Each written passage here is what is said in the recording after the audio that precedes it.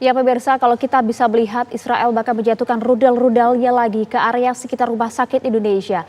Listrik di sana pun juga dinyatakan sudah padam karena kehabisan bahan bakar. Dan Zionis kembali memfitnah rumah sakit Indonesia sebagai tempat persembunyian Hamas.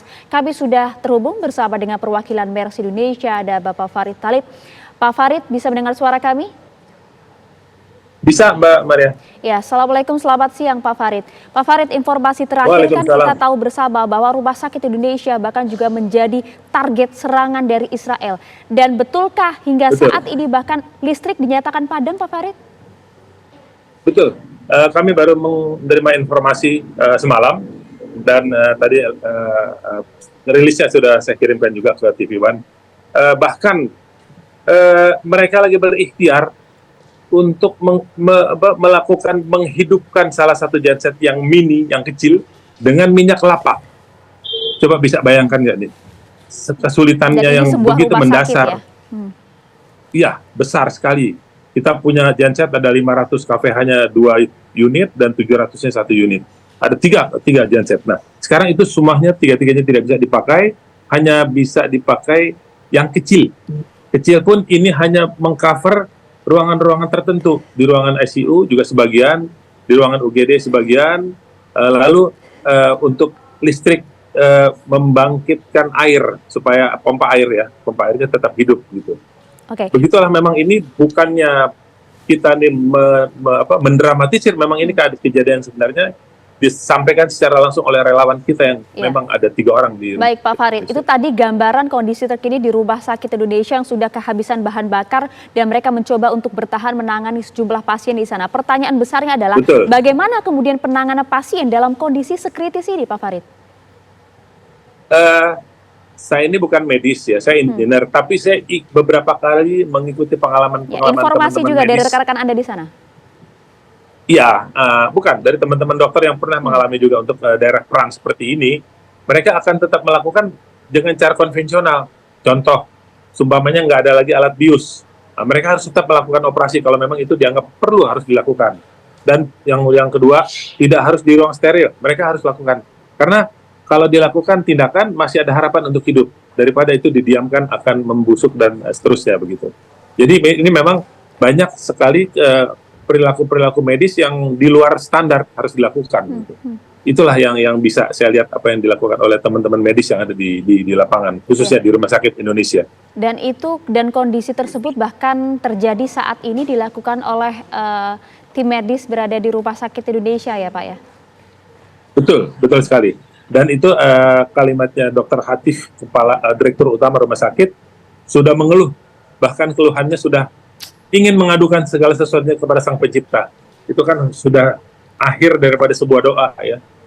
Daripada sebuah ikhtiar adalah doa. Tapi mereka saya lihat masih tetap berikhtiar.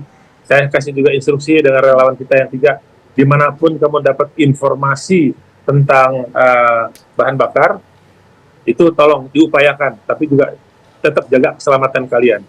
Dan dia tetap berusaha berikhtiar semaksimal mungkin. Dan juga yang tidak bisa kita abaikan, makanan dan minuman, makanan cepat saji. Obat-obatan, kalau obat-obatan kita masih sempat beli beberapa waktu yang lalu, cukup banyak. Tapi saya rasa sekarang juga udah mulai menipis. Tapi memang yang sangat-sangat dibutuhkan adalah makan dan air bersih. Itu kan makanan sangat penting sekali. Karena ada 3.000 pengungsi di halaman rumah sakit. Bukan di dalam rumah sakit ya, di dalam rumah sakit itu sudah hampir 800 orang lebih. Itu kapasitasnya hanya 235 bed.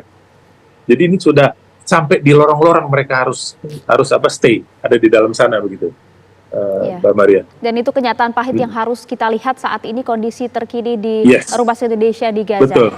Tapi begini, Pak Farid, kita tahu bersama bahwa Rumah Sakit Indonesia saat ini bahkan menjadi target serangan dari Zionis Israel. Mereka mengklaim bahwa Rumah Sakit Indonesia menjadi tempat persembunyian Hamas, bahkan juga terdapat terowongan Hamas di bawah Rumah Sakit Indonesia. Apa respon Anda terkait dengan hal ini? Anda merupakan ketua tim pembangunan Rumah Sakit Indonesia di Gaza. Baik, itu boleh kita jawab secara komprehensif dengan data. Itu ada hampir 10 menit durasinya, kita sudah sebar, karena kita mengcounter apa yang dilakukan oleh juru bicara IDF Dia mengatakan A, kita jawab, dia mengatakan B, kita jawab, dan itu semuanya tidak benar. Pertama dikatakan kita ada 3 lokasi, itu ternyata kita punya hanya 1 lokasi. Dan kita melakukan untuk pembuatan basement, kita gali sampai kedalaman 8 meter, tidak kita ketemukan yang aneh-aneh ya, normal semuanya gitu. Tidak ada apa-apa di bawah itu semuanya. Dan secara runut dan dengan data, telah kita jawab semuanya gitu, Mbak Siva. Oke, baik, itu penjelasan berarti semua tudingan tersebut dibantah dan dinyatakan tidak benar ya Pak Farid ya? Tidak benar, sangat tidak benar, itu tidak mendasar. Oke, baik. Ya. Pak, Anda juga sampaikan bahwa kondisi terkini saat ini memang Rumah Sakit Indonesia dijadikan target oleh Israel dan sudah dibantah oleh Anda. Bahkan ada informasi terbaru juga, tudingan yang disampaikan oleh Israel kepada Rumah Sakit Indonesia, bahwa Rumah Sakit Indonesia ini dijadikan lokasi untuk Hamas merakit senjata di dalam Rumah Sakit Indonesia. Oh ya, itu film 2 hari lalu ya kalau nggak salah, apa kemarin? Ya. Ketika terjadi bom di luar, para pengungsi dan security semua ikut lari masuk ke dalam, itu saya tahu betul tuh, itu mereka turun ke tangga basement. Terus ada seperti pentungan, itu bukan senjata, itu satpam lagi bawa pentungan. Coba deh diperhatiin gambar itu, dan kita udah mulai kontak. Nah, itu bukan senjata, Pak? Itu pentungan, bukan Mbak, bukan banget gitu. Itu dia tuh, bukan itu mah senjata tuh. Ya itu tuh yang dibawa itu. Itu kan pentungan security.